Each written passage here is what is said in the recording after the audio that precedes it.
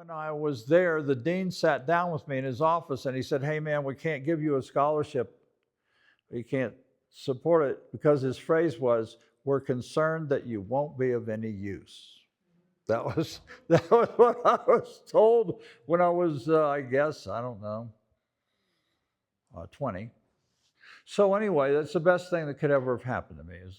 At the time, I thought it was a disaster. But you may have been through a few disasters of your own that later you were glad you went through that disaster. Initially met with a lot of anger. But as I began to process and realize what happened in the biblical narrative when people disagreed with each other, I thought, well, at least I didn't get stoned to death, because that's in the story, So I have always stuck with the biblical narrative. It's been a huge part of our life. The key word for us that comes out of the narrative is the word relationship. It's been a real guide for our marriage, our parenting, and now our grandparenting, the way we interact with our neighbors, family members who do not agree with our viewpoint. It's still the guiding narrative of our life. And everybody's got a story. I mean, everybody's got a narrative because people will say, "What's your story? What's your story? What's their story?" Everybody's got a story. And so you draw from that story and it defines you. So anyway, that led me through a variety of different experiences. I ran into the concept of spiral dynamics in the late 90s. It is purely a historical model that traces worldviews. It is not a religious model. And the people that use spiral dynamics are in the fields of business, like we know consultants that use it, who consult with Fortune 500 companies, who want to open offices in other countries and other cultures, and they want to know, how is our office in this country or this country? What should we know about the culture? What, using spiral dynamics, where would they be in their values? Blue, orange, green. And different parts of the world are in different places. There's also people that use it in economics, global economics. We've entertained at our place.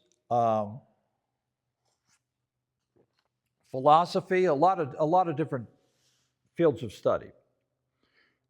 And I looked at the biblical narrative and said, the spiral is tracing the history of worldviews, and it starts with archaic, our earliest human ancestors, and then it goes all the way up into this more expansive thinking as we've all grown in more expansive thinking. And I thought, the biblical narrative is told historically. It starts with Adam and Eve, and then boop, boop, boop, boop, boop, and it goes on up. And I thought, I wonder if the spiral model could apply to the biblical narrative. And I did. I started doing that, and it was like, oh my goodness, wow, ooh. I'm seeing the same patterns in the biblical narrative, the same levels and stages and so forth that's in the spiral. And then I began to apply it particularly to Christianity. And I began to see, oh, wow. This is a great way to explain where denominations are. What type of a denomination is this versus this versus this? Why have people moved from this denomination to another denomination and maybe moved churches more than one or two times? Why does that happen? And I began to see spiral, what's called blue, orange, and green. And we're going to talk about all that. So I began to do that, began to podcast for the last 20 years on that. And at first, it was a very slow process as far as anybody being interested in it. But then eventually I began to get it. People were like, wow, now this makes a lot of sense. And at one point, I had a lot of people that were interested, and we had a lot of discussions. I went to different things, Wild Goose Festival and conferences, and I spoke with Rob Bell and on the West Coast, and I've been involved in a number of places talking about the things I'm going to talk with you about. Until I took it too far. So I will tell you, when I finish today, why you can go to certain levels within the spiral, and that's where you're comfortable and find meaning in life, and that's absolutely cool and fine with me. I know that life is a trajectory of viewpoints, and we don't all have the same viewpoint, and my family members are not on the same page as me, but I didn't used to be on the page I'm in now. And I don't denigrate myself for that. I don't look back on what I thought at 20 and denigrate who I was at 20. That's just who I was at 20. That's who they are in their particular viewpoint, even if it's fundamental and I don't agree with it. It's their page number and I used to have it. So I will tell you, that's a viewpoint I have right now. And that if I say things by the time we're done here that are beyond where you feel like you are, and you don't think it makes any sense, I'll simply say, well, you got a whole lot of people that agree with you on that. There are a lot of people that are just where you are. I can tell you that without even talking to any of you, because these principles and these ways of seeing are just universal across the globe with people in general. That's why consultants can use it in different fields of study, because that's just the way this stuff works. So the focus now, I'm back a year and a half later, and there's other things we can talk about there as far as things I've done, but the important thing is today and tomorrow, what are the things you're doing? That's why I'm here. I'm not here to talk about the things I've done. I'm here to talk about the things you're doing, and specifically because we've already been through spiral dynamics, I will go through the values of each level when I talk about stuff, like different denominations and different viewpoints. I will go through all that. But by the time we get to tomorrow, I want both sessions to be interactive. So if I'm saying something and you wonder, wait a minute, I got a question about that? Look, we're not, there's not 3,000 people here, okay? We're just a few of us good buddies. And so ask me a question as I go along, whatever, and I'll make sure Danae answers it. Yeah, because unfortunately you'll find out she knows a lot of stuff where you're like, why didn't she do the presentation? I think Carrie may have even said that the last time I was here. Something like it. But anyway, well, Danae has a perspective, and the fact of the matter is men and women have different perspectives on things in life, and the spiral is all about both viewpoints and the integration of those diverse viewpoints. So that's very much true. This is not a thing that's male or female. It's not a thing that's part of somebody's particularism. But it is about collectives, and VCM is a collective. And human collectives have been part of our instinct since we have been on the planet. And so what I want to do in the 2 days is I want to take today and start with our ancestors. I don't know, I got Ancestry DNA or the study.com as a gift from someone. You? Yeah, I remember it distinctly when you gave it to me, of course, as a gift. Yes, of course, I remember that. And what you were wearing that day. And so I did it, and I found some really cool things. And there's something about knowing where I came from that was, it was like, cool. I wanted to know that. I was like, oh, wow. And so we had ancestors in the Netherlands who were carpenters way back in, the 15th or 16th century. And oh my goodness, my dad, even though he was a pastor preacher, put 4 boys through college by building houses in the summer. He was a carpenter. And people in the Netherlands are some of the tallest people in the world. And all my family has height. And just, things like that where it's like, oh, wow. Oh, I had somebody that had an address on Downing Street in London? Well, that's amazing. I wonder what that's about. So I want to talk about our ancestry when we talk about identification as a Christian. It didn't come out of a vacuum. It didn't come when Jesus showed up. It started with this story. And that's why I use the phrase biblical narrative. rather than the Bible. Okay, so the purple. What is in the purple? Well, purple, you had a lot of magic belief in purple. That's where our collective started with regard to our faith in God. Because in purple, one of the main values is magic. They're very much a magical people. Everything that happens in nature, a thunderstorm or whatever in the early days of humanity, was kind of on a magical basis. And so the tribal gods were like a volcano or a mountain or a river.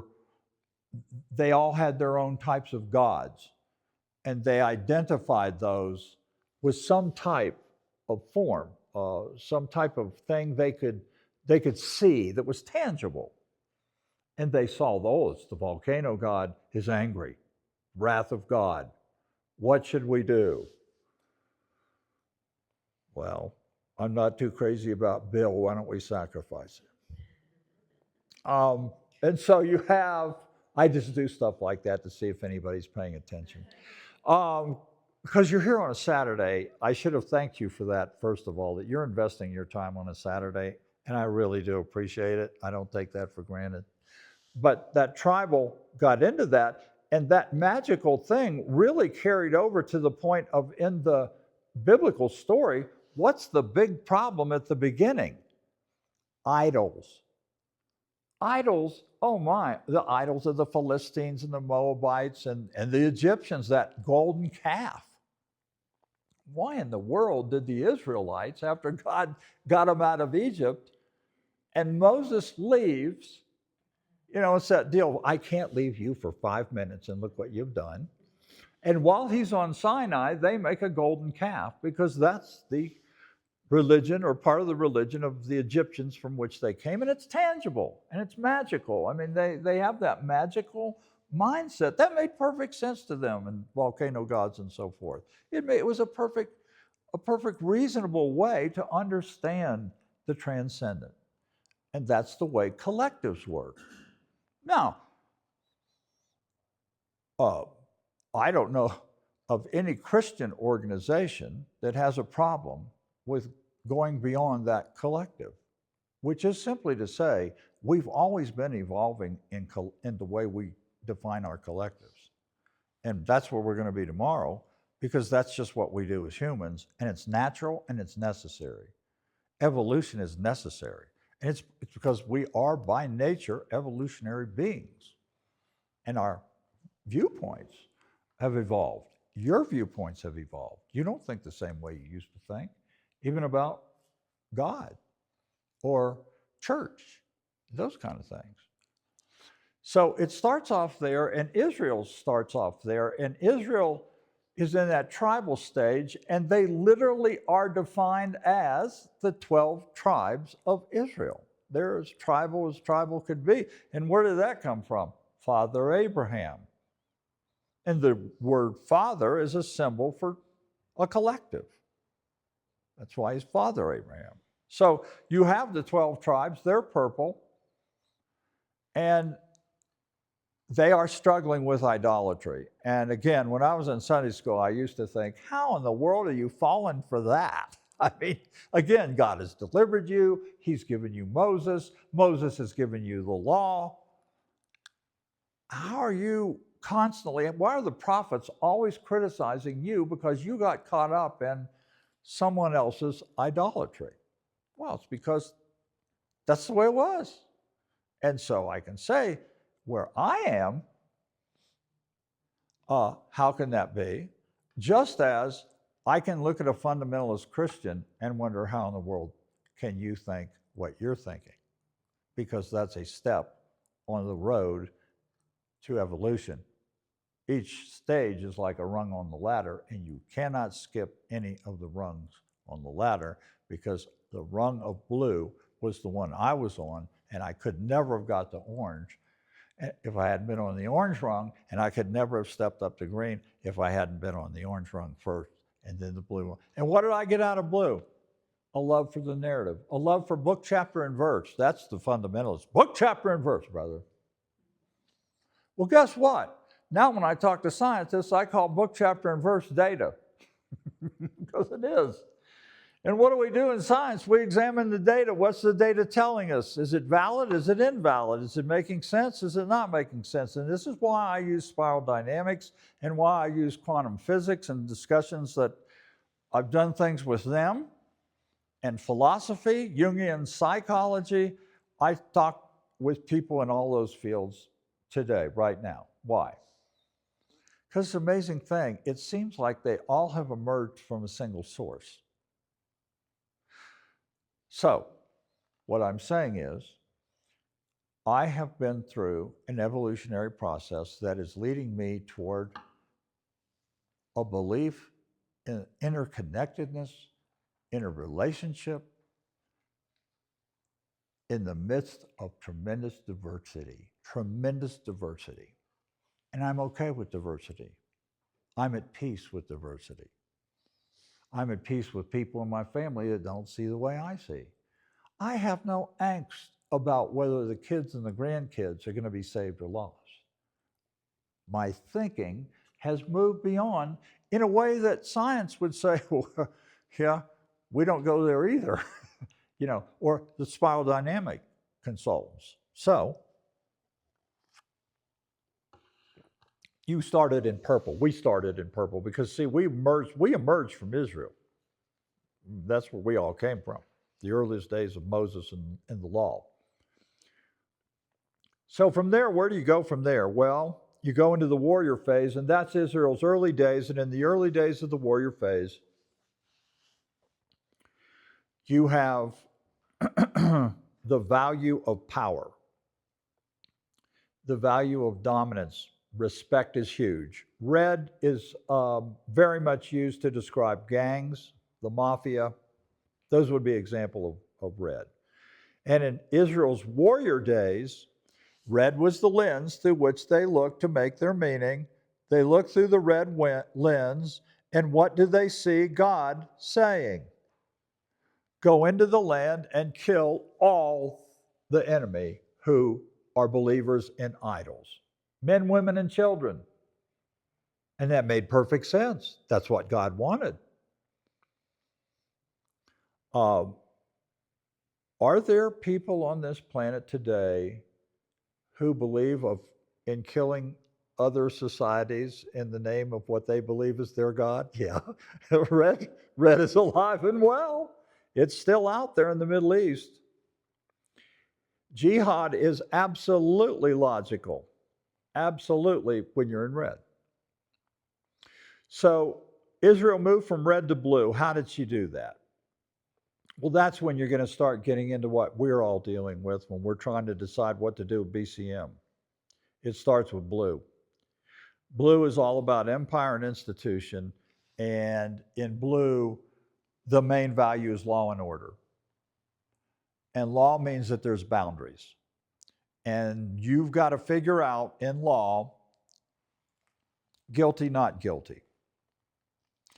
And you need that. Why? Because the red feudal kingdom and the Genghis Khans and the Attila the Huns and whatever, I mean, it was total chaos. You had no safety, no stability. You didn't know if they'd come through and ravage your farm and take your family. You didn't know. So blue law and order eventually emerged, which said, no, we need safety, security, and stability. And so that's where you ended up with empire and institution to make sure that that was enforced and that all citizens were under the authority of those who decided the laws that made your society safe and stable. And you were a loyal member of that society and you did not question authority. Now, when you take blue and you apply it to one's religious collective, well, now that's where we get into not just obedient, disobedient, faithful, unfaithful, but it started with saved, lost. And saved, lost, I mean, that's still out there. We know that. You have people that are concerned about your very soul because they're worried about what you believe or don't believe.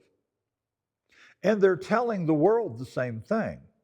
Their message is, you need to accept Jesus in this form or that form. Or here's the consequence. And in fact, some of the people who preach and teach and whatever, use it very forcefully to say, before you leave this building, brother, if you haven't made your life right, you don't know if you'll be here tomorrow, blah, blah, blah, blah, blah.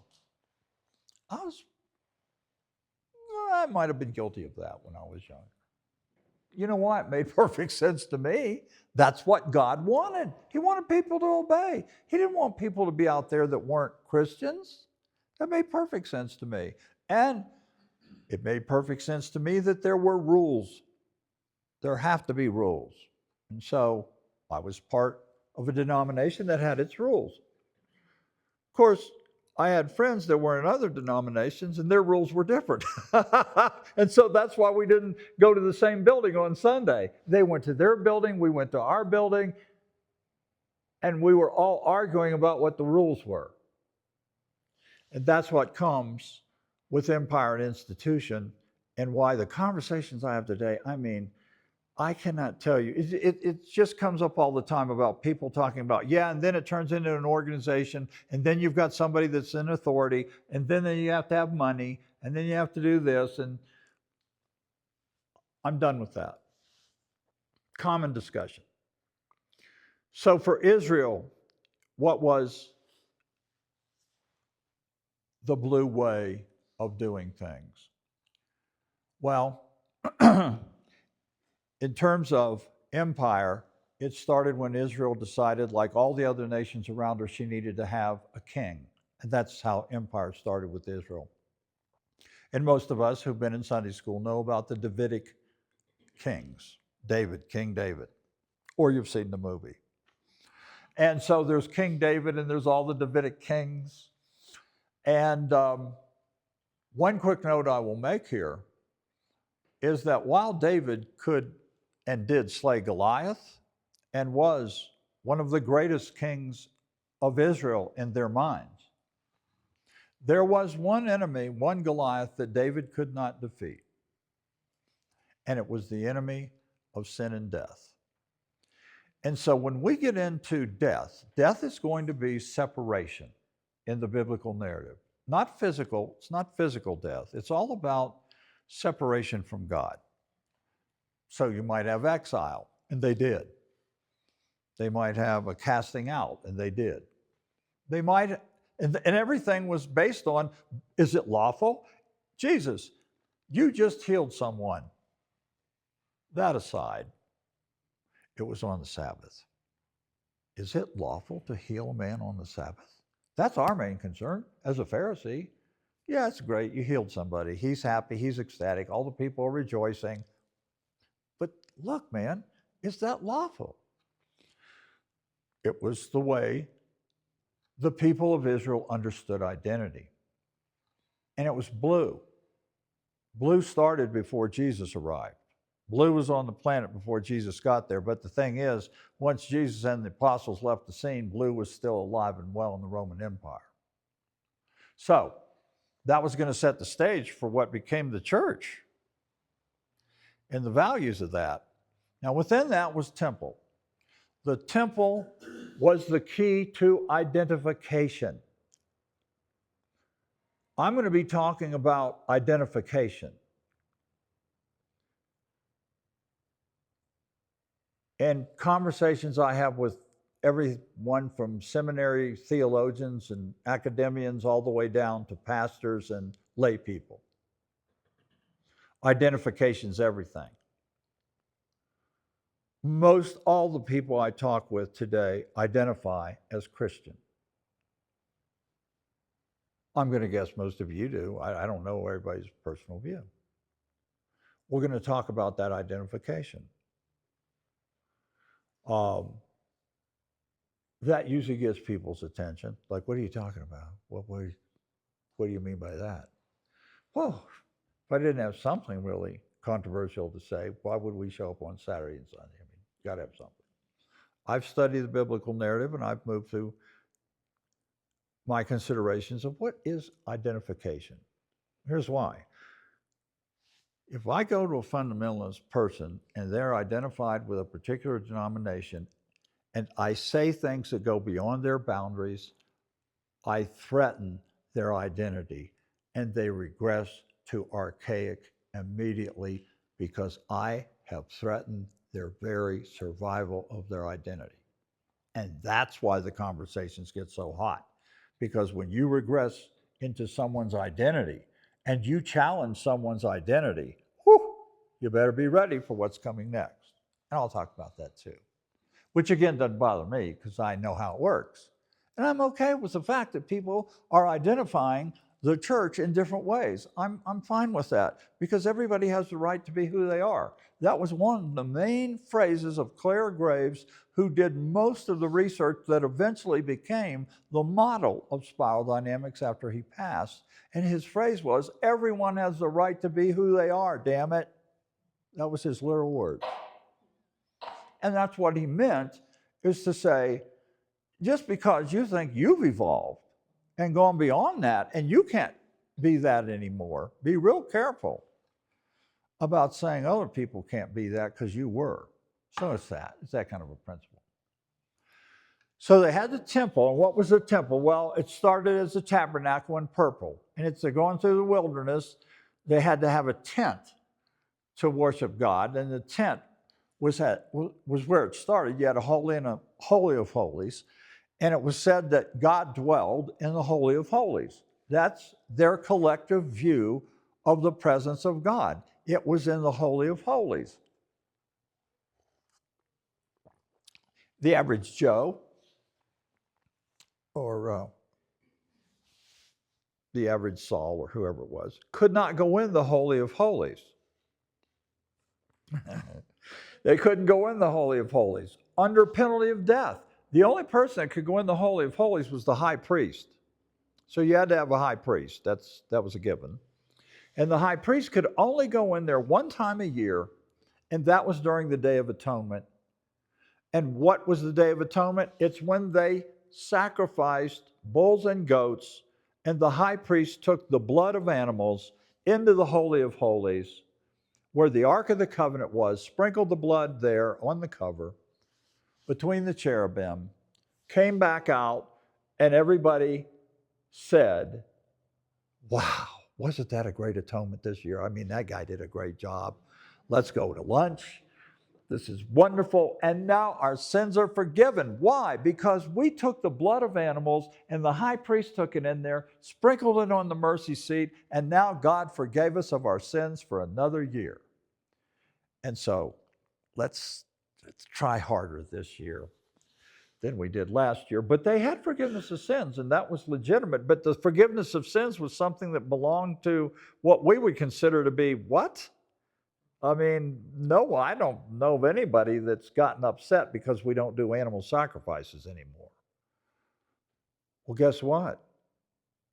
They got upset if you suggested it was anything other than that.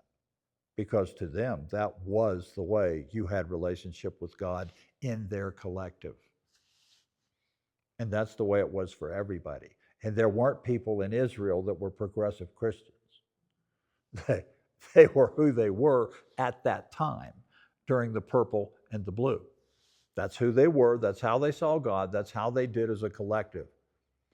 Furthermore, they had circumcision. And how did they define the world? You were either circumcised or you were a Gentile, who they would refer to you as the uncircumcised. You weren't part of God's chosen. You weren't the chosen ones. And so that's how they defined the world. Who is in, who is out. Everything's about who's in, who's out. So then they also had genealogy. Genealogy of the tribes. What tribe are you in? Jesus was in the tribe of Judah. Paul was in the tribe of Benjamin. John the Baptist was a Levite. They knew what tribe they were from. And that tribe had a history of who their ancestors were. That's why when you pick up Matthew or you read Luke, they start with genealogy. So-and-so begat, so-and-so begat, so-and-so begat. That was their identity. It was tribal identity. It was who their ancestors were. That's their collective identity, was genealogical. Well, now when you go all the way out to where we are, It doesn't matter what nationality somebody is if they say they're a Christian. That doesn't mean anything about what their ancestry was. We'll talk more about that as we go along because we're going to get to BCM. I'm going to get there. But I got to paint a picture where it all came from because there's a lot of things that show up in purple tribal identity that are alive and well today that people don't think about sometimes. And that's why I like to go around and have these conversations. And the great thing is, have a plane reservation to leave on Monday. So, you have these identities, genealogy. Boy, that was a big one. I talked when we were down at Brew with Tom, a couple great meetings. I talked about with folks, have you ever seen the movie Sling Blade? I don't know if you have or not, but in that movie, Dwight Yoakam plays this guy. And he was a real character. And he's sitting back one day after he'd gotten real drunk, and he's talking about the Bible. This is his view of the Bible. He said, I never did get the Bible. He begat, all this begat. He said, I didn't get any of it. That was his view of the Bible. It was all about who begat it. Well, that was a big deal back then. That's why it shows up in Matthew and in Luke, because they're tracing ancestry in order for Israel to understand where she had been, the way collectives had been, how she had always gone to the temple, how she had always had a high priest, a priesthood, how God had always been seen to dwell in a particular form called the Holy of Holies, a particular space, and they called that space sacred. And then all other space was not sacred compared to that sacred space, and that's the way you did collective.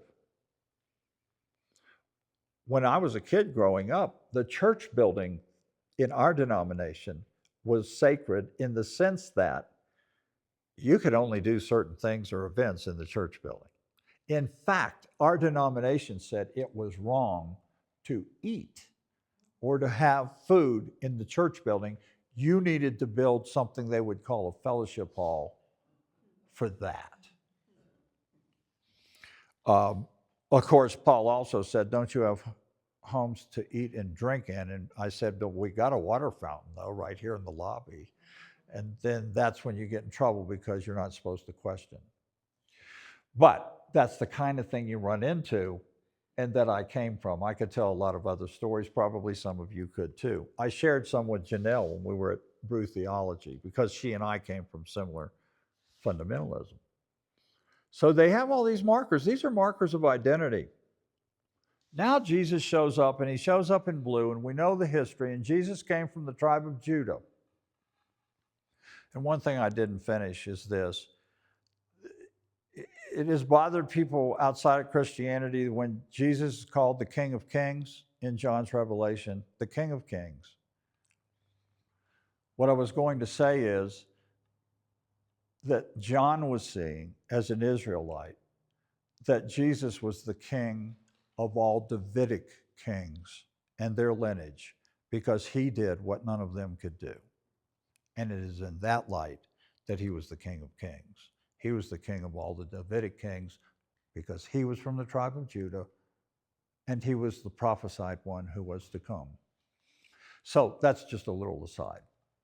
But going back to the temple when Jesus got there, he and his disciples were walking by the temple one day.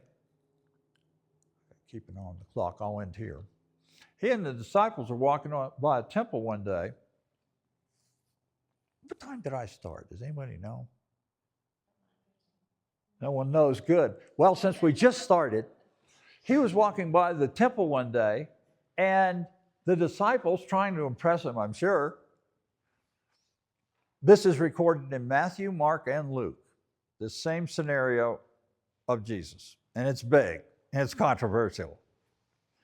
And the disciples look at the temple, and they say, Jesus, what a magnificent, isn't this a magnificent building? I'm thinking they probably were just like expecting Jesus to say, good for you. This is our temple. This is a magnificent structure that is a real part of who we are as the people of Israel. Jesus says Matthew 24, Mark 13, Luke 21. You see this building? I'm telling you that not one stone will be left on the other. Oh, say again? Not one stone will be left on another. Well, they're questioning him. What do you mean by that? What are you talking about? So Jesus gives an entire teaching speech about the end of the age, the end of the world. Now, I don't think anyone in here is unaware of the topic of the end, the apocalypse, the judgment, the resurrection of the dead. You know why? Because they're all in the narrative. They're all in the narrative. But people have begun to see that the interpretations that were handed down over the last 2,000 years are not interpretations that make sense now. So here's what happens. Jesus says, you know what? Not only is this temple going to fall, but you know what you guys are going to go through? There's going to be chaos. Mother is going to turn against daughter. Father is going to turn against son. Because something new is coming. And it's going to divide families. It's going to divide families. There's going to be nothing but chaos. And here's what else Jesus said. He said, you're going to hear of wars and rumors of wars. The zealots are going to come. They're going to say God's going to deliver Israel, so rebel against the Roman Empire and everything will be okay. God will pull us through. When in fact the opposite happened. And 40 years after Jesus talked about these things, the Romans came in and that temple was destroyed. And when that temple was destroyed, since that day forward, there is no record of genealogy for the people of Israel. It disappeared in that event. No one knows who's from Judah or Levi or any of that. Genealogy disappeared. And what else disappeared? The priesthood disappeared. The high priest disappeared. The Day of Atonement could no longer be had because there was no temple. There were no more animal sacrifices after that. There was no Holy of Holy place. Every single thing that described their collective, their identity. Jesus was saying a new age, a new world is coming. And identity is going to be totally different for future collectives. It's going to be different. It's not going to have the same identifiers. And Jesus said, when all this happens, the end will have come. That's how he defined the end. So when the apostles start talking about the last days, the question is, the last days of what? And what I'm saying is, and that what we've been saying for many decades, and now what a lot of different people are picking up on, is that it's the age of a previous paradigm, not the end of the planet Earth. Most Christianity still holds some kind of a belief that someday Jesus is going to come back in the clouds with the sound of a trumpet, and the planet Earth is going to end, and there's going to be a judgment day, and we're going to figure out where you go, how it turns out for you. And we're going to use, some churches use it big time in their sermons. Again, Jesus might come tonight. Are you prepared? Brother, are you ready? There's other churches. I talk to people in other denominations and they're like, I didn't even know that was in the Bible. Our church never talked about that stuff. Well, here's my opinion of the biblical narrative and why I guess I myself am a conundrum. Because in blue, I learned book, chapter, and verse, and I learned that there's a lot of complexity in the biblical narrative, and if I was going to follow it and I was going to have it as my guide, I was going to do the best I could to study it from beginning to end. And so if a theologian or anybody wants to talk with me about the book of Hebrews, great. But most of them don't want to talk about it because they don't usually know much about it, and they don't use it in their sermons, and there's a reason why. It conflicts with some of the messages they're putting out about Christian identification. And I'll get into that more later. So I include the biblical narrative. I'm a person who's all about the biblical narrative, and I'm a person who's all about Jesus, his mission, his role, and his function, and the body called church. I don't eliminate any of it, but I do reinterpret it. And now you have a variety of choices out there today about what collective you go to called church, or whether you even call yourself a church. I was just down in Denver, and I met with 2 nights with Brew Theology. How did you people come up with that, Tom? It doesn't even have the word church in there. And yet you dared to get together and have 2 nights of discussions about everything I'm saying right now that came from the biblical narrative. And not everybody that goes to Brew Theology is even a Christian. They come from other backgrounds. I talked to Mark, who went from Christian to Buddhism.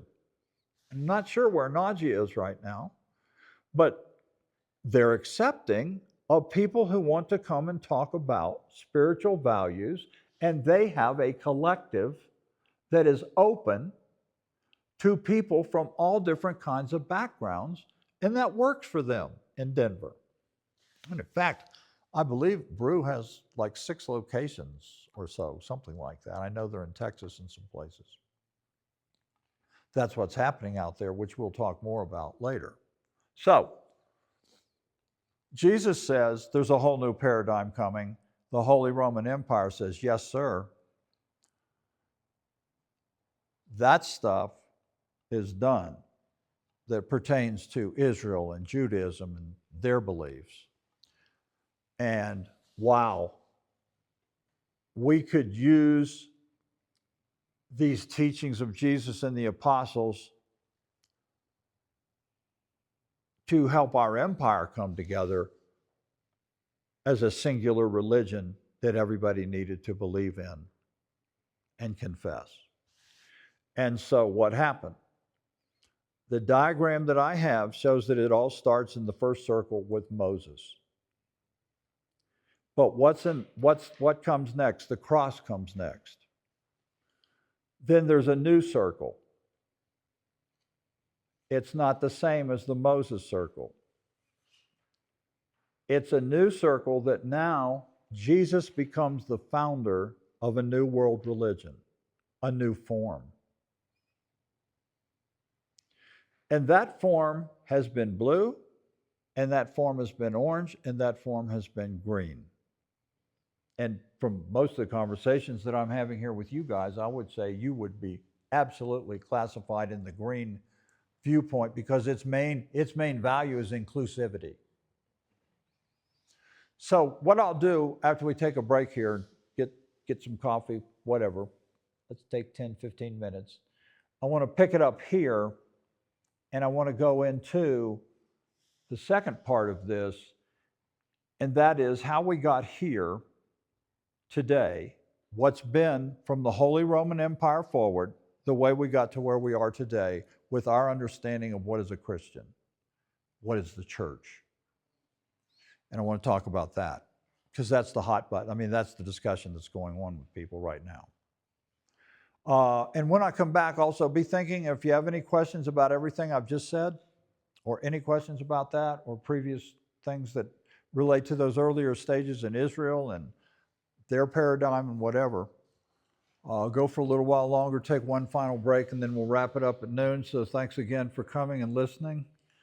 I hope some of the things that we talk about will spur thinking and questions in your mind and help in the discussions you have after we're long gone as you consider the future of BCM and starting with where we came from. One thing I didn't mention about the initial collective, God collectives, as modeled by Israel.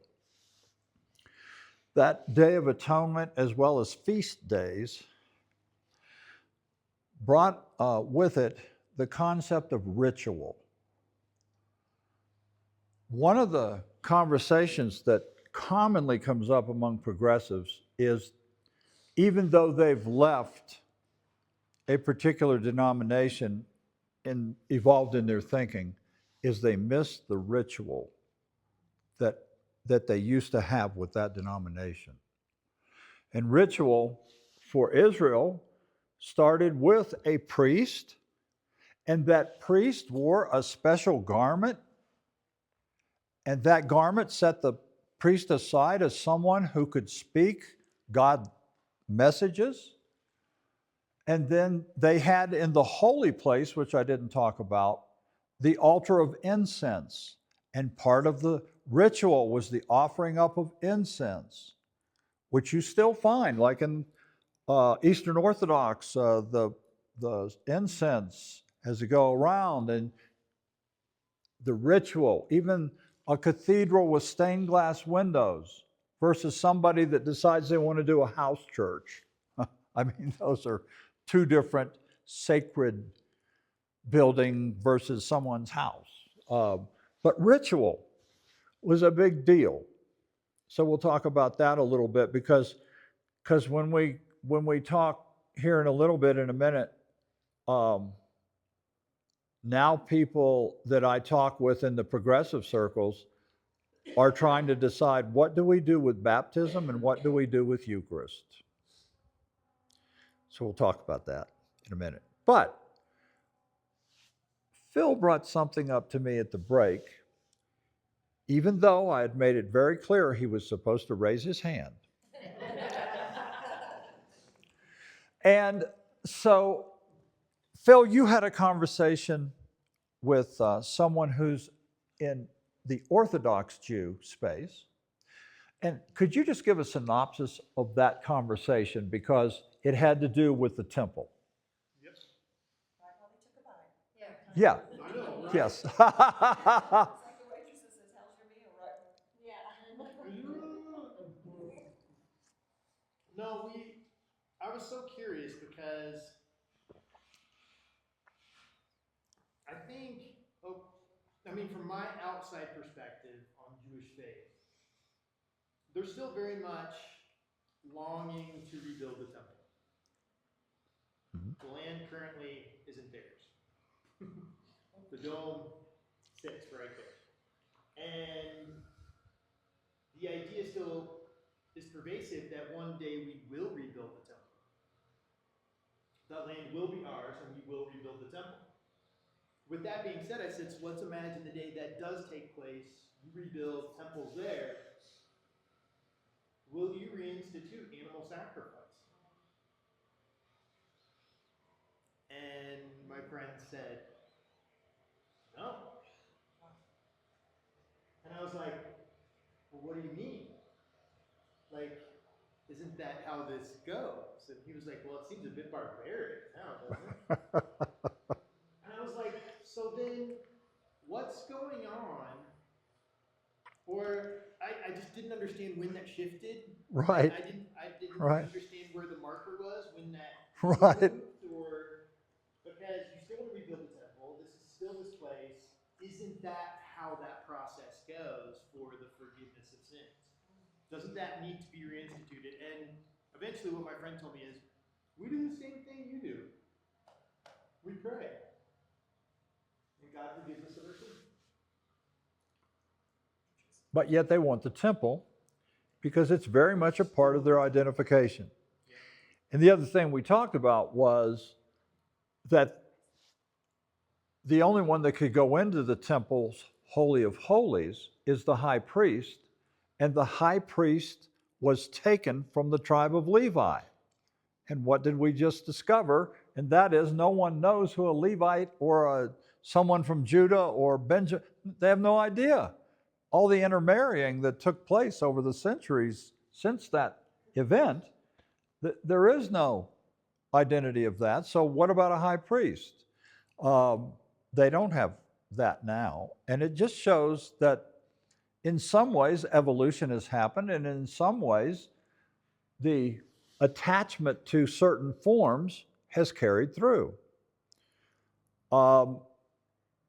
When people come into a collective, they want to know about these things and what this group does or doesn't do. They've been places where Well, we did certain things, and then there's other things we didn't like, and it became this, and we didn't like what it had become, and we now want this. So that's going to be part of our conversation as we go along. And even in that regard, the Day of Atonement, for the high priest to go in and sprinkle that blood on the mercy seat of the Ark of the Covenant was a huge part of the forgiveness of sins ritual.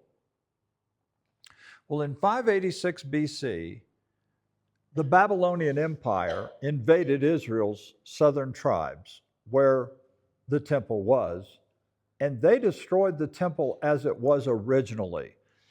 That temple was rebuilt under Cyrus, who was a Persian, and they call that Second Temple Judaism, but it was rebuilt, and the Jews all the way up through the time of Jesus went to the temple because it did get rebuilt back then. But in 586 BC, the Babylonians came in and wiped out the temple, and the Ark of the Covenant was never seen from that time forward. There was nothing in the Holy of Holies, yet the high priest, Phil, still kept going in the Holy of Holies with the blood of animals. I don't know what he was doing with, because no one else could go in there. Yeah, it's like, okay, long enough, I'm going to go back out now. So the ark disappeared. It was never seen again through history until it was discovered by Indiana Jones. Now, let me say that it wreaked havoc. You saw what it did to the Germans. Now, I can see why they put that thing in a warehouse, because I think that's how it was, in a crate in a warehouse or something. Yeah. I have a question. Yes, sir. I mean, that seems like one instance, but it seems like the form is important to the guy you were talking about, of temple. And it seems like in some way groups identify themselves with some kind of form, and I don't see that any different necessarily, I don't think I do, than like the way that many a Christian might view the Bible, or some guy might view the Constitution. It's like, I mean, you have a scenario now where you have people putting extreme value, say, on the Constitution that have obviously never read it, and you have that all the time with the Bible. And here is a guy, I don't know the guy, so I can't judge him on it or whatever, but it's like there's this extreme value on the temple, but the intent of the form is like, it's not what it was, and it can never be what it was again. So it seems like that's just kind of across the board kind of thing we do.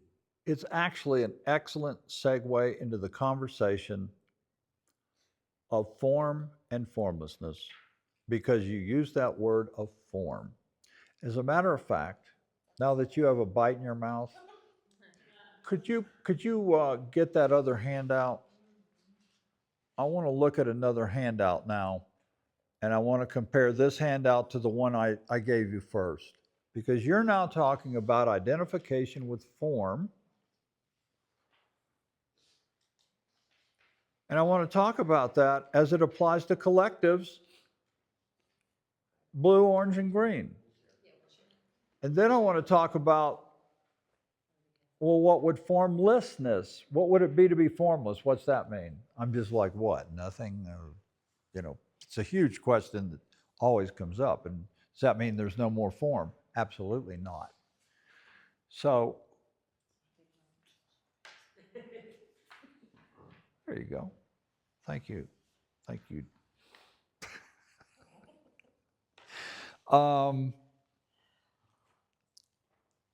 So these are two different pictures. In one picture, what I've shown is that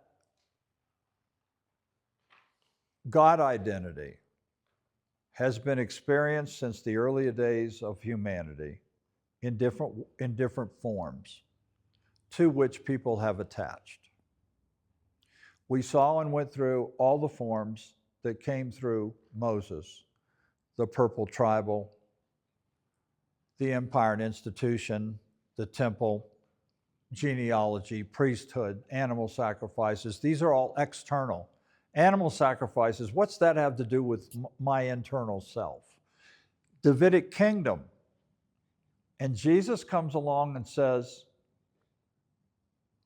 I know what we've said as a people about what we want, and that's to get the Davidic throne restored, because that's the kingdom of God. But I'm here to suggest that the kingdom is within. What is he talking about? What do you mean it's within? That's a whole different paradigm. And when I think about the kingdom of God within, that's not a thing I can see with a pair of binoculars or a telescope. When you talk about a new Jerusalem, where is it? Where's it geographically located? I know where the Jerusalem is that we are attached to, because it's an external form. And form is not only external, but it's also internal. What my worldview is a form. And that's why each worldview is a different color, because this color identifies what form you are thinking through. It's an internal form.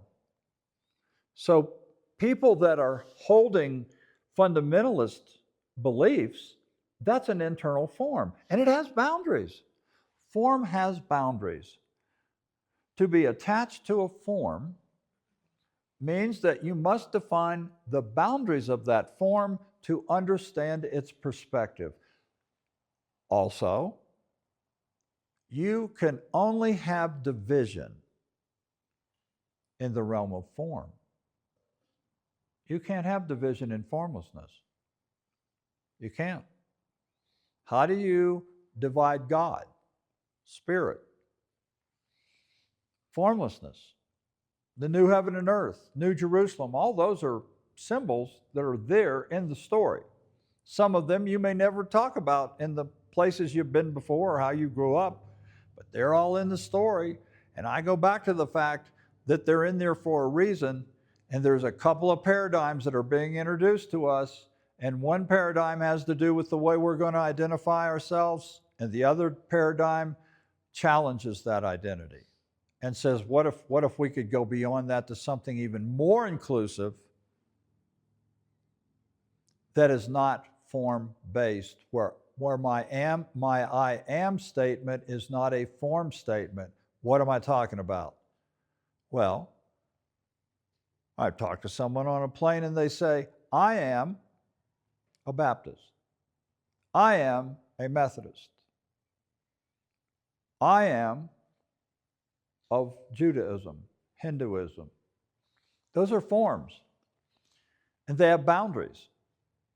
They have to, or you couldn't tell one from the other.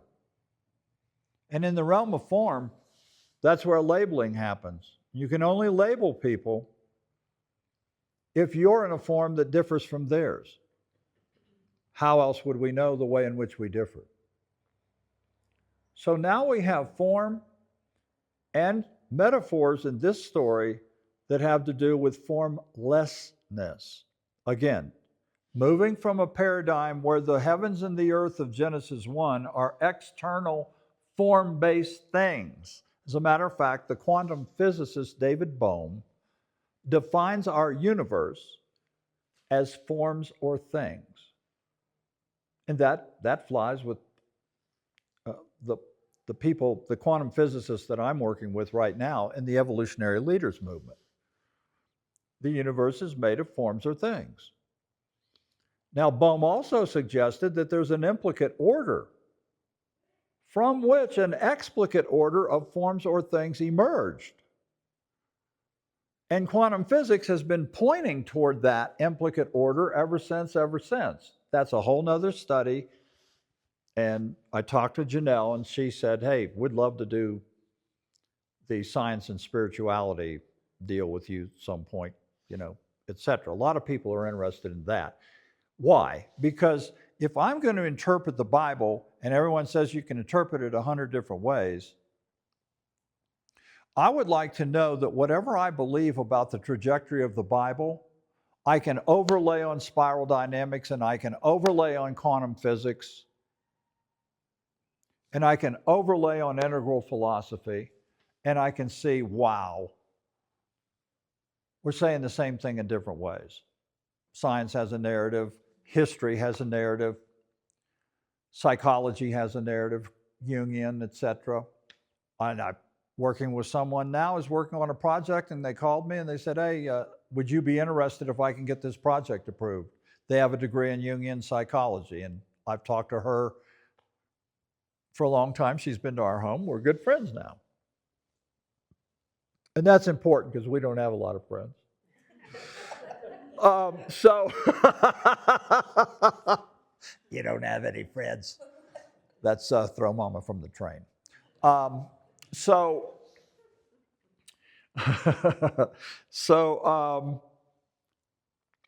that's why I bring those into play in the sense of form and formlessness. So now you have a first paradigm that I just went through where initially one's identity was tied to forms that came through Moses. And now we've had a second circle that is not integrated with the first.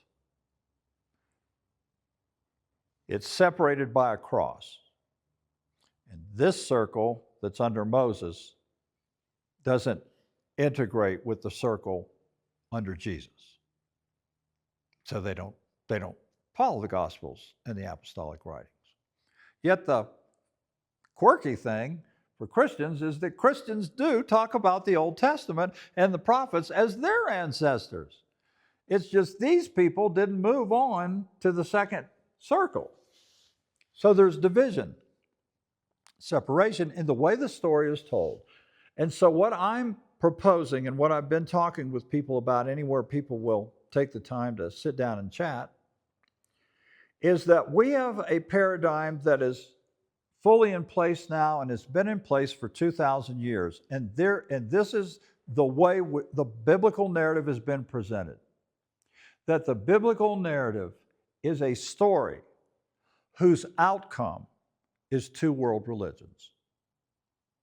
The biblical narrative for 2,000 years has been presented as a story whose outcome is two world religions. Pick one. And even if you pick Judaism, you'll find out there's Orthodox, there's Kabbalah. You go into Christianity, there's Protestant, there's Catholic. That's not the end of the story. You still have to keep picking which form of Christianity do you want to belong in. And Christianity is also a form because not everyone in the world is in that religion. It stands on the bumper sticker with all the symbols, if you've ever seen that, where it's trying to promote unity between all the religions. I'm all for it. I think that's a great step forward. I think interfaith, which comes under green, is a great endeavor. It is much better for us to come together in interfaith dialogue than to shoot each other. So I love interfaith. However, the question I'm asking is, are you saying that's the end of evolution? Is progressive Christianity the end of evolution? So, what am I talking about? Well, I've got it. Yes, please. Can you speak for, I'm just thinking of the form thing again and Phil's anecdote. Then I'm thinking of like the bumper sticker and the delineation of. Yeah, it's an interfaith bumper sticker. So, can you speak to how form, or maybe if form gives some, I mean, I would think that the guy that Phil was talking to thinks, like, has this hope for the return of the temple because it creates a sense of validity and power that isn't there without, especially if you're, I guess, a marginalized scenario. Sure. Can you speak just briefly, at least, to, I feel like people hold form as a way of taking agency or power, And meaning. individualizing life. And meaning. It's the way they make meaning of their faith in God, source, whatever you want to call. Ultimacy is what they call it. When I belong to a group of that meets once a year. They're all academians. They love PowerPoints. And their group is called Theology Without Walls. They're all academians. And they're trying to get past the walls, which are to say the boundaries of forms that separate. And they're trying to get there. And I'm writing a paper right now that I hope they'll let me read the next time they meet. They meet once a year at the American Academy of Religion. And those meetings have theologians and people from all different religions. Once a year, it's like 10,000 people attend this thing. And there are hundreds of groups. And I'm in Theology Without Walls. And you're talking about forms are external and internal.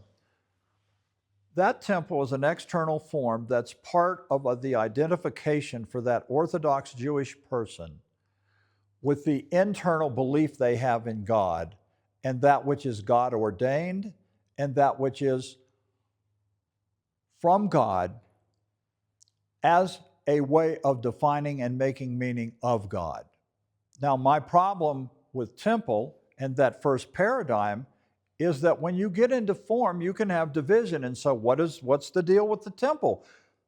Only the high priest could go in there. The people could not go into the Holy of Holies.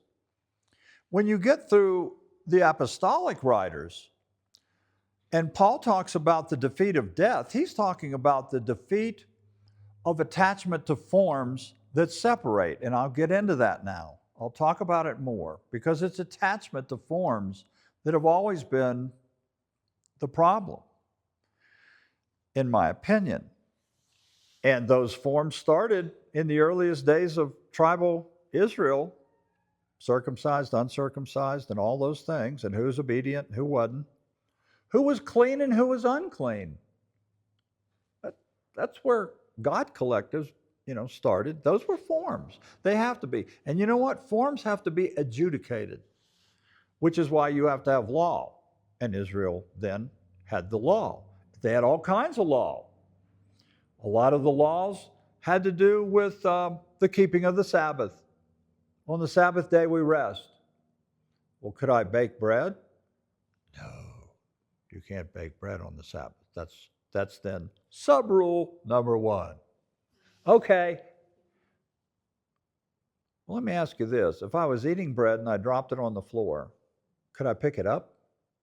Sub-rule number two. If you're eating bread and you drop it on the floor, okay, you could pick it up, and that wouldn't be violating the Sabbath, and on and on and on. And it got so ridiculous that I used the example. It got so ridiculous that a man is healed by Jesus, and what they really want to know is it lawful to do that on the Sabbath?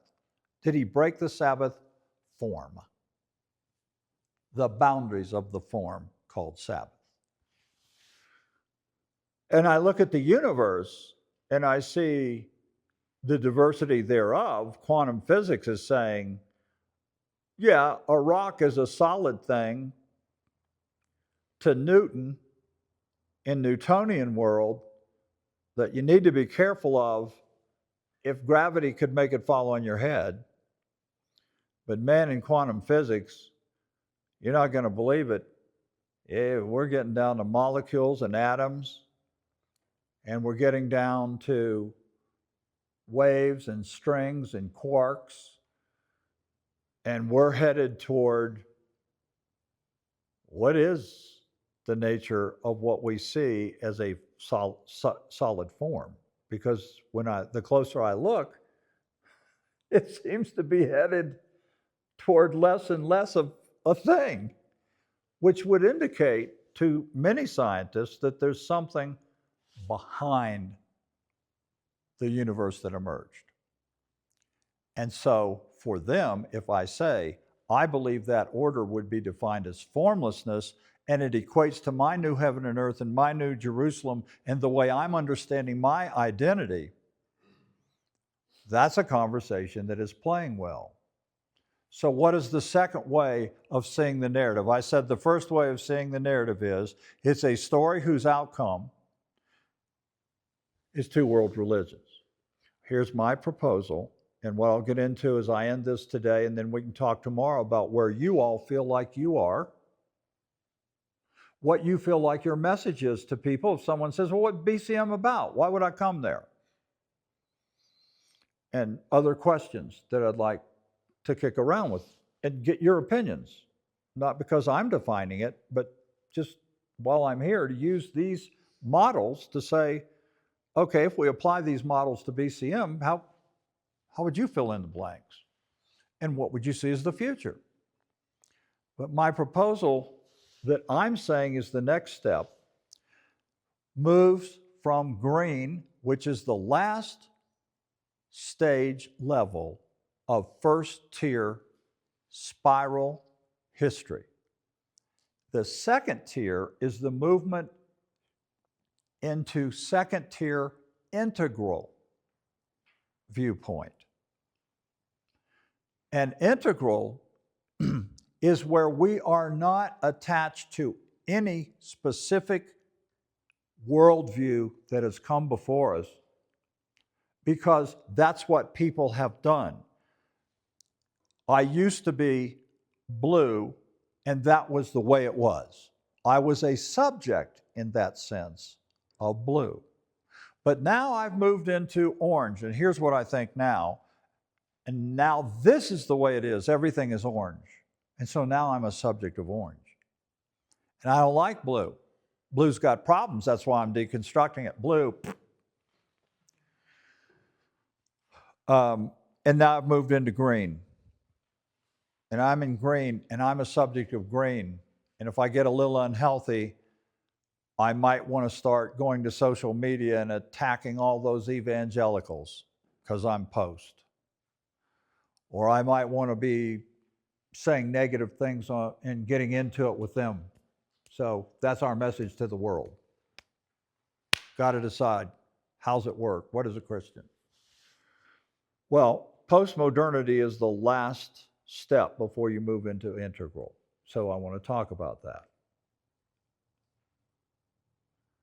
My proposal that is so controversial is that the biblical narrative is the story of the evolution of spiritual consciousness with regard to universal God identity. Not Christ identity, God identity. Do I exclude Jesus, the body? Absolutely not. And that's why we're going to go through this diagram to show how my proposal and my picture looks different than the picture of today's Christian theologians, seminarianisms, and all that goes with that, and different from probably most of you in this room who are very comfortable with identification with the world religion, Christianity. Because what I'm proposing is there's something still yet ahead of us. Now, we had some conversation last night that I've found really good, because some of you were talking about how now that you've become progressive,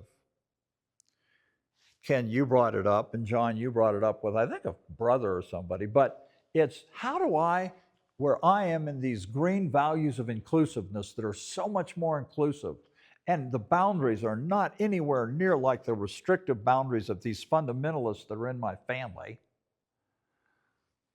You know, all I can do, you guys were saying, is do my best to find a way to connect with them and find something that, from my viewpoint, doesn't demean them. I'm just trying to have some kind of connectivity with these people. I'm not out to get anybody. I'm trying to say, I understand people evolve. I evolved. I used to be that way.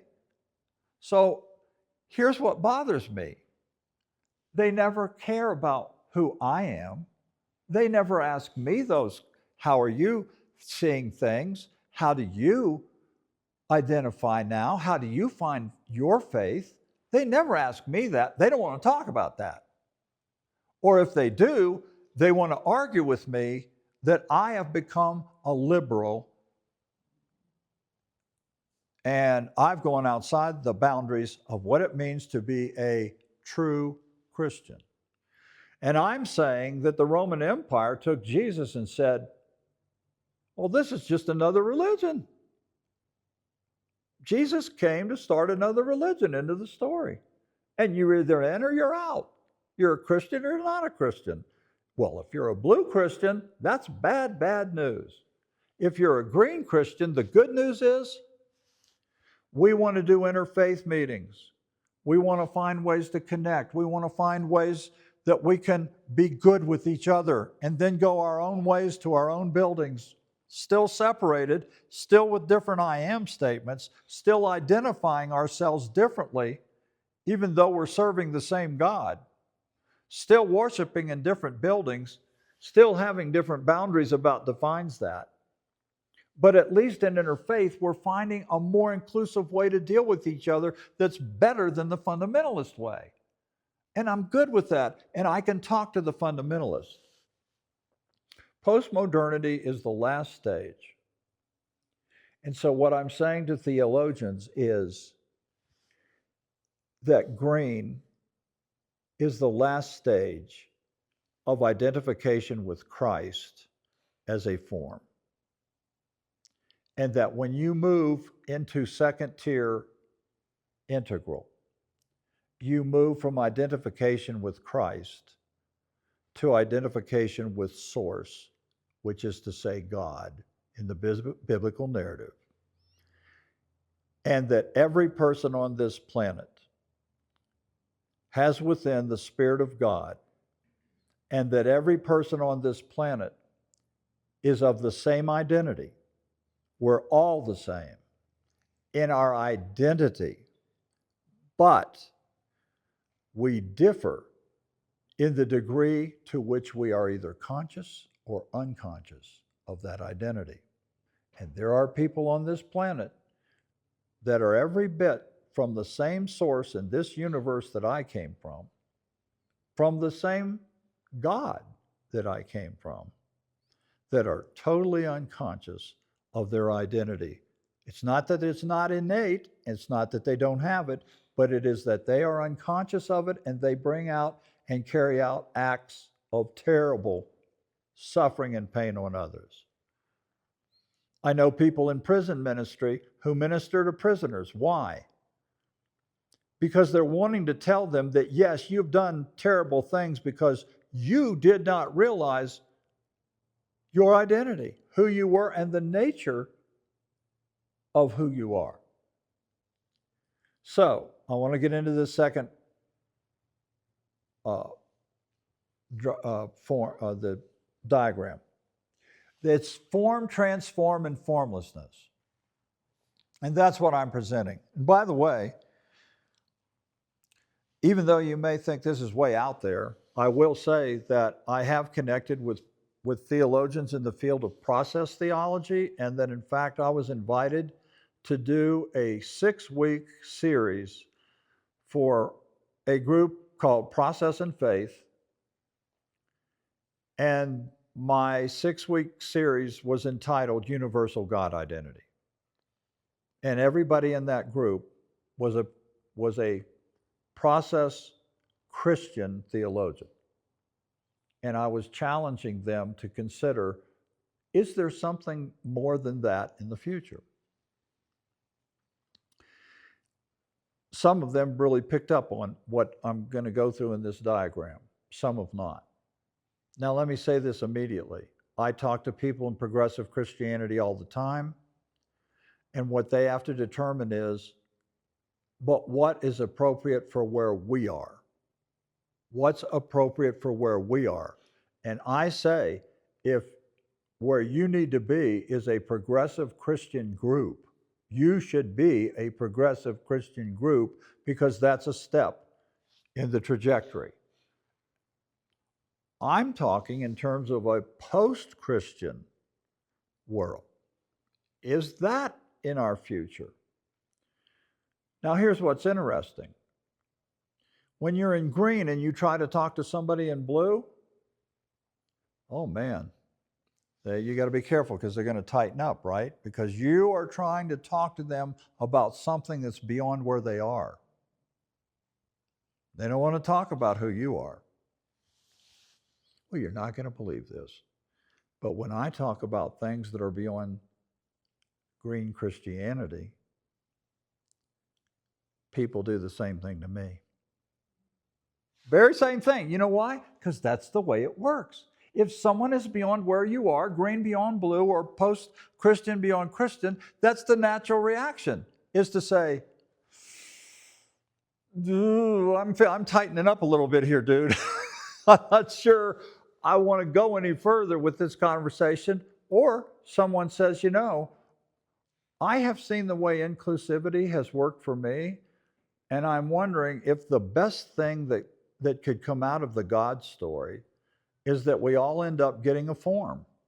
Like Oprah. You get a form, you get a form, you get a form. And that's green. Green's interfaith. Everybody gets a form.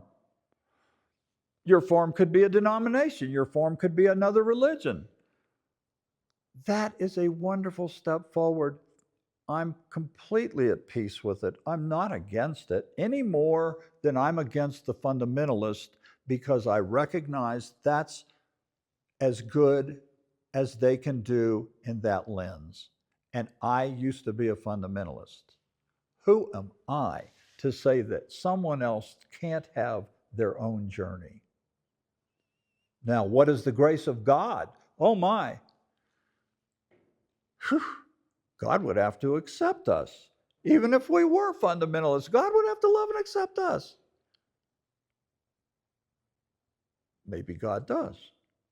So, now I'm going to go through the diagram, and I'm open for questions. I hope I don't ruin lunch. But I'll go through it. Form. I already went through form. What's form? Form ended when Jesus came on the scene. When you talk to theologians, they use these terms, and one of the terms they use is Christology. What is Christology? It's a big, big deal. It's everything you believe. You couldn't be a Christian or call yourself a Christian if you did not have a Christological view. What is Christology? It's both individual and collective. The individual and the foundation of everything God was doing to reconcile the world. As Paul wrote, God was in Christ reconciling the world to God. Peter, who said, God is now bringing about the restoration of all things, not some things, all things. Paul, when this last enemy of death or separation is ended, it will be revealed that God is all in all, not all in some. Those are thoughts, He didn't say the all in some. I added that. Maybe I'm right, maybe I'm wrong. I throw out these ideas and then we go to the next place. We have a lot of people that follow presence now, and it keeps increasing. And I talk to all kinds of people. For example, someone here, and I won't name who it is, but someone here talked about their involvement with the Presbyterian Church, okay? I've been talking for some time with a Presbyterian pastor and author who has been very well known in that denomination, and he's my age, and he's been listening to my podcast on this. And the last conversation we had, he said, I see where I'm going. And he's going post-Christian, and he was a Presbyterian minister his whole life. The same thing happened with a Southern Baptist pastor. Try that one on for size. Southern Baptist. And the same thing with other groups. We had a Pentecostalist international speaker who's a Pentecostalist speaker and author. He came to our home for a weekend to talk because he was considering these things. He doesn't have a church, but he speaks he goes to Asia, he goes to Africa, he speaks all over the world for Pentecostalism. And he was sitting in a chair, we were in the den, he was on his way out the door, and he hung his head, which I didn't allow him to do that when we were all said and done, because he had every right to be where he was. But he hung his head and he said, I see what you're saying, and I'm really struggling with these things, but you know, I would never be a part of my Pentecostal work if I said what you were saying, obviously. And I feel bad, like I should be saying something now. And I said, every person has to make a decision. Do you want to minister within a certain group to try to help them go forward? Or do you want to leave that group because you just can't do it anymore? It's that simple to me. That's spiral. It's not the denigration of somebody because of their denomination or even their religion. I don't. What I do is I say that for me, I'm identifying now with source, and that source is God, and Jesus' role and function versus identity. Those are two different things. Role and function. I'm a husband. I'm a dad. CEO presence. Caucasian. Male. Those are all roles and functions, biological functions, external roles, but they're not my identity. Those are not my identity. My identity is child of God, source. And so I think is everyone else's. So when you talk about Christian, I don't know what Christian you may be. I don't know where your boundaries are. I don't know what things you still practice and what things you don't. Do you still baptize people to get them into BCM? When you meet on Sunday, do you take the Eucharist every Sunday? This is what other churches do, and they all call themselves Christian. And those are rituals, and they have meaning. And they're important. And you can't be part of this unless you do that. Those are all things that people have to decide about where they are and what kind of a group they have. So when you're talking to somebody at Breckenridge out here that you work with or that's having some kind of question, maybe they're looking for a place to go because where they go now to church, it just doesn't work anymore. Any more than you couldn't go to certain churches here because it just wouldn't work for you. These are principles I'm throwing out, obviously. So you have form, and Jesus came to say a new world was coming, and I take that to be a consciousness paradigm. I don't think Jesus came to start a new form. I think Jesus came to point the world away from form attachment to that which he called Father. And for him, Father was another word for source. Had nothing to do with gender.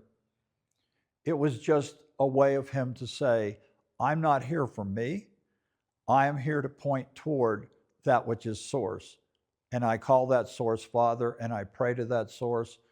And that source is what my message is about. So Jesus will say in the book of John, because I'm big on narrative, the words that I speak are not my own. Or Jesus will say, the one who sins is greater than the one who is sent. Do not glorify me, glorify the Father who's in heaven. Jesus did everything he could, in my opinion, to point people away from turning him into another form. That's my opinion. And yet, the natural impulse of blue is to do just that. It is a empire and religion worldview, and the Holy Roman Empire was the church for 1,500 years. That was the church. There wasn't any progressive Christianity for 1,500 years. There wasn't any Protestant denomination. What happened was, in history, the West went through modernity, which is the orange worldview. What was that? that was when the pushback against the value of blue was a pushback against authoritarianism and not being able to question the priest, the pope, or anybody else, the Caesar. You didn't question. But what happened in modernity? The value of ultimate concern was no, everybody has the right to question. So in modernity, you had a proliferation of technological advances and inventions because people begin to question everything. Isn't there a better way to farm? Isn't there a better way to get around than on a horse? Isn't there a better way to do communication? Isn't there a better way to do? And what happened? Inventions, inventions, inventions. That's what comes with asking and questioning, and then entrepreneurship. So you have Renaissance, you have Enlightenment. What happened with the Catholic Church in Orange? A guy comes along named Luther. What a shocking surprise that Luther shows up in Orange. Why? Because Luther questioned the Pope. Luther questioned the priesthood. Luther questioned the interpretations that were being given to the way you could buy pardons and forgiveness of sins. And he was questioning everything. And pretty soon, he never intended for people to start calling themselves Lutherans. He was trying to reform the Catholic Church. But what happened was people began to protest. And that turned into a protesting Protestant movement. And then once the biblical narrative got in the hands of the people, and everyone had a right to decide what that narrative was saying, to the shock of people had different opinions. You had Wesley and all these different people out there, and we can go back through the history of denominationalism, and you can see all the branches and how they got us out to where we are today. And then from there, we evolve, and we're a progressive Christian group. And those are our ancestors, and that's how we got here. And in every step along the way, you had to determine what form you would identify with. What is your I am statement?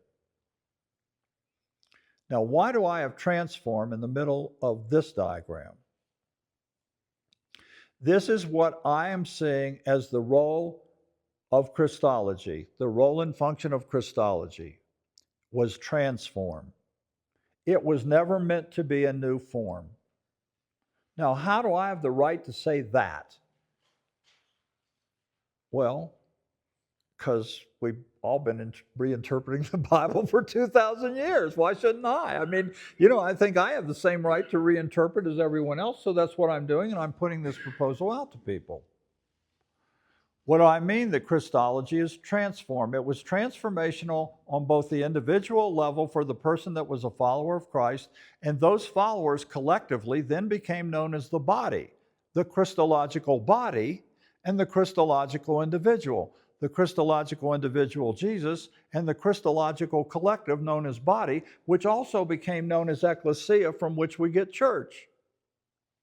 So you have Christology. What is it? I ask that question. Christology involves both the individual and the body or the church. What am I seeing now? There are a lot of people who check the box Christian and still identify Christian. They don't go to a church. As a matter of fact, there are so many millions of people that now don't go to church but identify as Christian that Pew Research had to to create a new category, along with Barna Research and other research groups, of not just how many Christians there are in the world, which they come up, I think there's like 2.4 billion, which means that more people on this planet are not part of the Christian identity than are part of it. So it's a particularism. But secondly, that out of all those billions of people, now they're finding 70, 80, 100 million people that are moving toward, I'm a Christian, but I don't go to a church. It's a whole new category. So collectives have to figure out, well, are we a church? Do we say we're a church? Well, if you're a church, then we go back to the narrative and we say, okay, body of Christ. How do you become a Christian? You're not born a Christian. I mean, you're in the waiting room at the hospital. The nurse never runs out and says, "It's a Christian." You become a Christian, which means you weren't a Christian and you have to become one. What do you do to become a Christian? Start that conversation. Well, we have to be baptized. Paul said that's all of Romans 6. Don't you know that as many of you have been baptized, you are being baptized into Christ, so that you can be baptized into the likeness of his death, and therefore mirror and imitate the very action of Christ in his death and resurrection. That's why baptism is crucial, says Paul. And that's why certain denominations say you will not be a Christian if you haven't been baptized. Then others say, no, you just have to say you accept Jesus as your Lord and Savior. Then you're a Christian. And then off we go. And then the Catholics say, yes, you have to be baptized. That's why we sprinkle babies at a certain age, because we want them baptized into the church. Well, but Paul said, you're buried with Christ in baptism, not sprinkle dirt on you. And hey, and by the way, you have to confess your sins and repent and then be baptized, said Paul.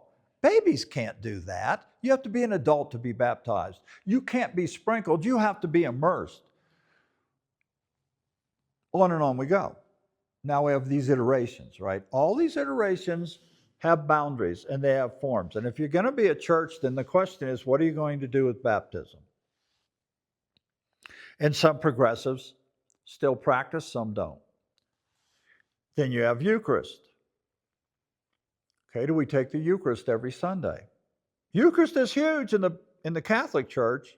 I don't know if you guys remember, but there was a big hubbub over whether Joe Biden could receive the Eucharist. I don't know if you remember that, but that happened to him in his presidency, and I think it may have had to do with his abortion stance. So now we go into that.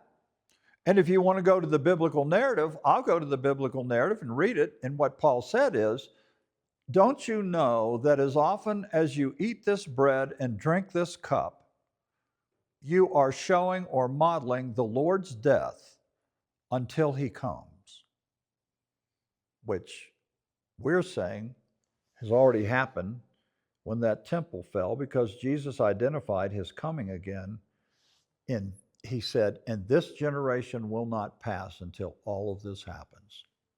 The end of the world, age, the end of the temple, the end of that paradigm. And that will signal my coming again. Whereas everybody else is talking about Jesus coming in the future and the planet Earth ending. So now there's big disagreement over that. And I'm saying that that is why in the middle of the diagram, Jesus and the body were a transformative movement that pointed the world to their universal God identity. And that body, and here's one that really plays well. I mean, if I'm throwing stuff out, I might as well just keep going. Here's one that really plays well. That transformational body, as I see it, was just that. When that generation ended, so also did the role and function of the body. But because it was made a world religion, the body of Christ, known as church, has been brought through the ages as blue, orange, and green.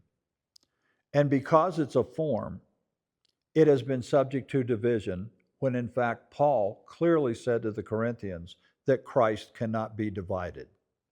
And he warned them about having divisions among them, because Christ was the singular way that God was transforming the world and bringing them into a new paradigm. God was reconciling the world. He was restoring all things, and that was the Christology message. And if there's no body of Christ today, then there's also no baptism and no Eucharist, because it was specifically those were specifically transformative practices where one was dying and rising with Christ. And when I talk to the spiral dynamic people, I say that the movement from first tier and to second tier is dying to first tier and rising to second. And that corresponds to everything I understand about the resurrection of the dead, which most people don't even talk about, because most people think the resurrection of the dead is like a zombie apocalypse, that someday the dead will rise. Many churches teach that.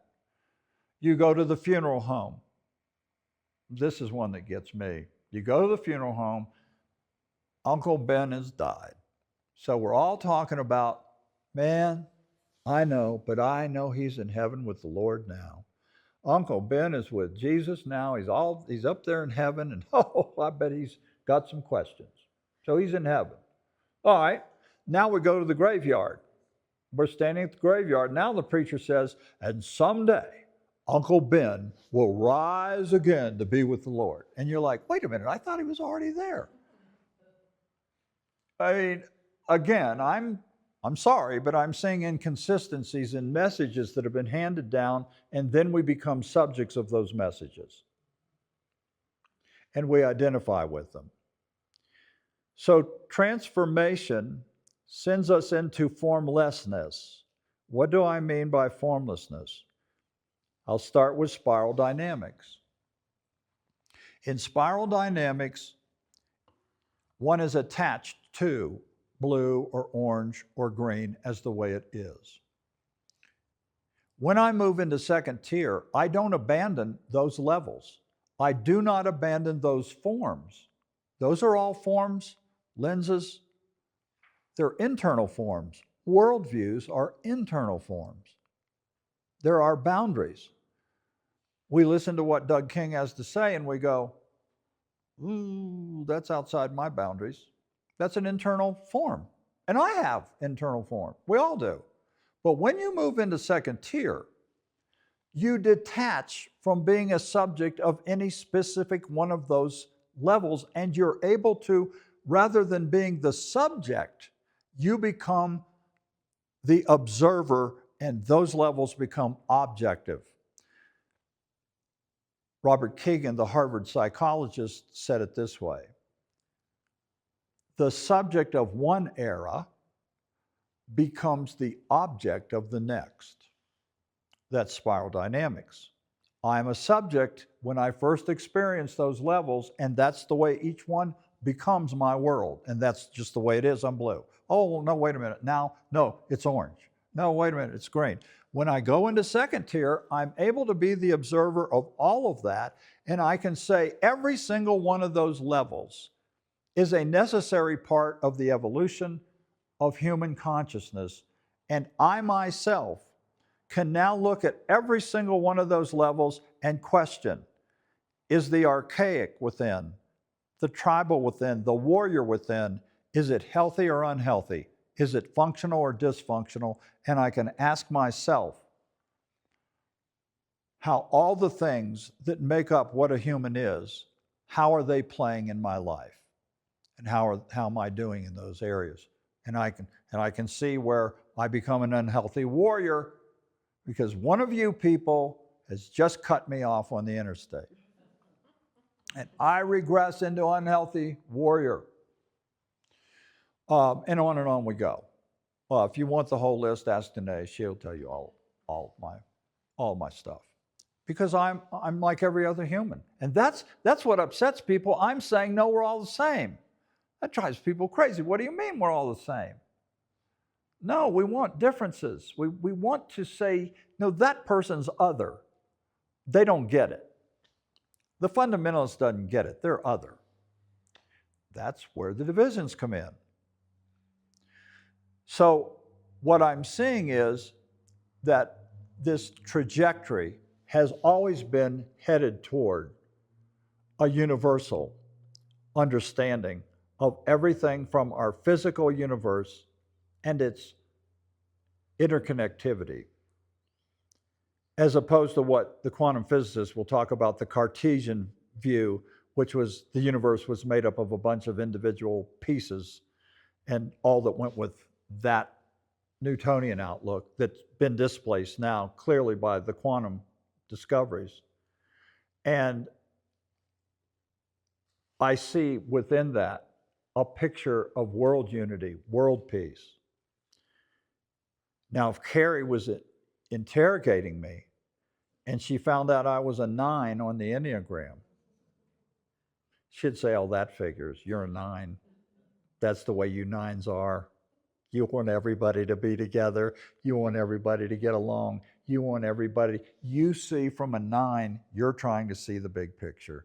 And Carrie knows that's the way 9s are. So that's a part of what has influenced me when I've read the biblical narrative, and she's 100% right with that. But at the same time, to validate what I'm thinking, to make sure, because if I'm wrong, I would really like to know that, because I've got no problem in changing my mind. I'm not in a save-lost paradigm anymore. I've got nothing at stake other than I would like to be as healthy as I can be, and I would like to relate to this world and all other humans on the highest possible level. That's all. At the same time, I honor the work of Jesus Christ, Son of God, whose mission was to come and die to a world of separatism based on different form attachments, and not deliver us into another form, but to deliver us into the God space of universality. And so that's the direction that I've headed, and that's how I overlay it with science and spiral and history and psychology and so forth. And that's how I see everything the apostles were writing. What did Paul say? Don't be conformed, be ye transformed. Paul's all about transformation. Paul said the time is short. What do you mean the time is short? Paul said the end is at hand. The end of what, Paul? James, John's Revelation. Blessed are the ones that read this, because the time is at hand. You see, all of that was happening in that generation as I read the story. And what was he saying? There was a great judgment day. Yeah, there was. I agree with that. What was being judged? The first paradigm of form. That's what was being judged. Why? So that all humans could move into a new paradigm of oneness in terms of their identity and how they identified themselves. I don't see a future judgment day at all. That's not the way the story is told in my mind. I don't see a future resurrection of the dead. That already happened. All in Adam are dead, says Paul. All are being made alive through Christ. That was the role and function of Christ, to deliver from separation, form-based identities. Separation's what kills relationships in families or anywhere. Separation. That's the enemy that was destroyed, in my opinion, when the story was told. That's a hard pill to swallow if you identify, and I know most groups do, as Christian and progressive Christians. But the comforting thing, I guess most people find when I come and speak, is that if your audience is orange, then you need to figure out what orange is and how it's going to attract people in Breckenridge to your orange group. If you're seeing yourself in green Christianity, then the question is, what is it about the values that draw you here that you think would also draw them into your progressive Christian ministry? And that's what you should do, because everyone has to go through all the steps. And if you want to minister to the steps of progressive Christianity, you should do it with all the passion in your soul. And that's what you should do in your community. So tomorrow, when we come back together, I'd like to go around and have you guys be thinking. I'm not going to call on anybody, but I'd love for you guys to be able to raise your hand and say, what is it that attracts you to BCM? I'd like for you all to say, what is it that attracts you to BCM? And then I also want to talk about some other boundaries. Do they exist or not exist? Does BCM support this or this? Does BCM still practice this or this? What is the understanding of those of us at BCM that come together about our collective? And the reason I spent all this time on starting at the beginning is because look at the number of collectives that have evolved over time. And you are dealing in the most complex time our planet has ever experienced. There is more complexity today than has ever been on this planet for human beings. We know because of that complexity that in many areas, I'll take global economics, we have had to move from a nationalistic perspective of doing economics just in our country. We have had to take on a global perspective. Things are moving from ethnocentric to world-centric. And so shouldn't my God identity really be thinking about how it could be world-centric versus an identity that represents 20% of the world? That's a question I have. And it could be a disturbing question for you, just like it's a disturbing question for somebody who is in a more boundary-driven church to start coming here because you don't do certain things that they feel like you have to do if you're really going to be a true Christian. Those are the questions of complexity that we're dealing with, if this makes sense. So let me just stop here and say, I know a lot of things are probably buzzing through your mind, and I may not have been clear in some of the things I've been trying, because I mean, this is like the 30,000-foot view. But questions, feelings, ideas, anybody got anything they'd like to bring up about this so far? One thing that came up for me was, it seems like God tried to start with formlessness by saying, I am. And humanity very quickly put God into a form. And now we're trying to come around full circle to that. Okay, I want to quote that on the website. That's a beautiful example to me, because another way that when I'm talking to people, well, in Christianity and outside Christianity, is that the paradigm I'm seeing, the consciousness paradigm that we keep talking about, these two paradigms, first tier, second tier, science, implicate order, explicate order, and on and on we go, is that the paradigm of form is a paradigm of doing. When we move into the formlessness, that's a paradigm of being. And being is, we are human beings, not human doings. Why is form doing? Well, I started with the example of you have to do something to become a Christian. What would you tell somebody out there in your community they need to do to become a Christian? Well, people have all kinds of opinions about that and disagreements about that. And it will, even in the more fundamentalistic, that's a huge deal about where you do go to church, is what do you need to do to become a Christian? That's a doing thing. All right. Is it once saved, always saved? Or is it, oh, no, you can fall away. You can fall away, my brother. Well, what does that mean? Well, it depends on what you do. Oh, okay. What is it then that I do that grace doesn't cover? Like, is there stuff I can do that grace, well, here's what you'd need to do then. Repent, come forward, tell the congregation, whatever it is, everybody's got different things, so you can be restored because you've fallen away. What do you do? I forget where we were with Earlene, Danae's mother, and we were talking about the traditional Judgment Day. And Earlene was talking about the sheep and the goats, which, by the way, I include all of that in steps toward where I've landed.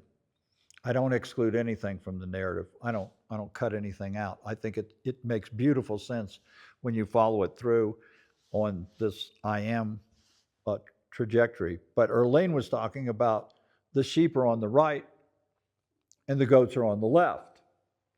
And Erlene said, I wonder if on Judgment Day and you're in line, if someone's going to say, is it God's left or my left?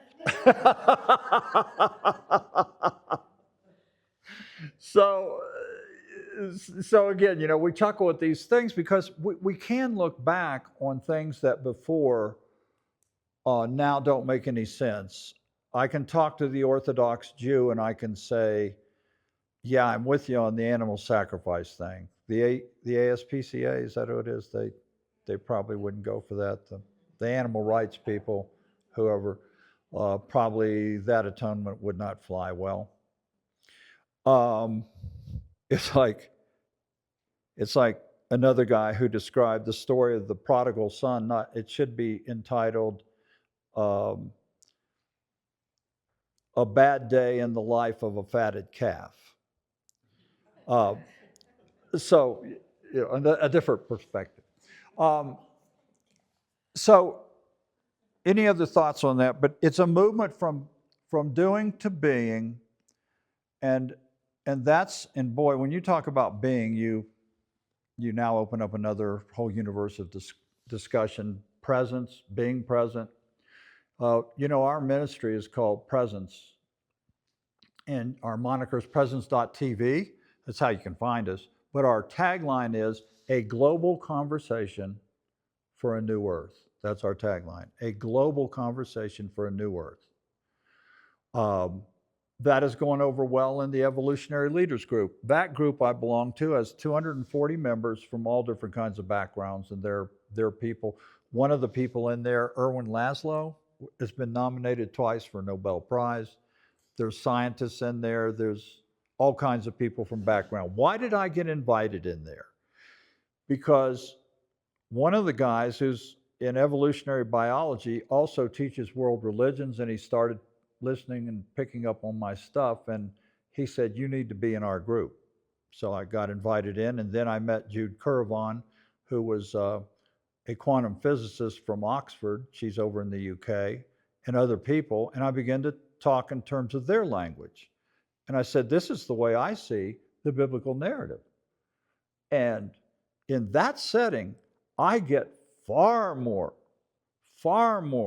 uptake than I do when I come back to the world of religion. That's where I get all the resistance. And it's why? Because it's an identity. If I say post-Christian to you, I know that if you really are passionate about being a good Christian, you will absolutely, this doesn't feel right. I'm a Christian. I get it. I know that. I understand that. I have called myself a Christian for years. But I think, for me, that's belittling to Christ. And I tell people that. I say, to me, Christ is way bigger than a world religion that takes up 20% of our planet. To me, Christ is a transformative movement that changes the thinking paradigm of a human. And it applies to everyone who is God-breathed. And I see identity as that to which Christology points rather than to itself. And so then you get into these conversations I've had with one of the people down at the Academy of Religion. He teaches, he has a PhD in Hinduism and teaches in a Northeastern university. He grew up Roman Catholic. Man, I had a great conversation of form and formlessness with him, because he had never, as a Catholic, seen the biblical narrative presented like I've been talking, and he loved to talk about form and formlessness. Inevitably, people will ask me, does anybody else believe that? And I say, not really. Not really. Because every movement starts with the less than 1%. We know that in historical worldviews. You don't start with the masses. You present a new idea, and that new idea will be a seed when the sower throws it out, that either hits ground and it's fertile and it takes off and it works, or maybe it works for a while, or maybe it's just not a good idea and it doesn't go anywhere. All I can do is present what I believe, and that's what I'm doing here. What's that quote? The guy that all new ideas go through 3 stages. Oh, yes. When a new idea is presented, at first it's greatly resisted, and then it goes along with being completely trashed, and then eventually the third stage is it becomes self-evident. Yeah, yeah. And that's the way it is when you go through orange. You are pushing back against blue, and you're running into problems. I had 2 young men that were listening to my podcast that went to a fundamentalist church. They came to visit with us one day, and they were the ones asking us, how we want to go to the elders of our church. We want to go to the elders of our church. That phrase right there was like, uh-oh. And we see some problems. It's like in the Mormon church, the rock group, Imagine Dragons, they are protesting homosexuality and the stance of the Mormon church. Well, they're trying to go against, right, the boundaries there. These 2 guys wanted to use spiral dynamics and talk with me about how do we get our church to move the boundaries. And I said, well, you can go to the elders and you can question, but this is the way the spiral works. You don't question authority.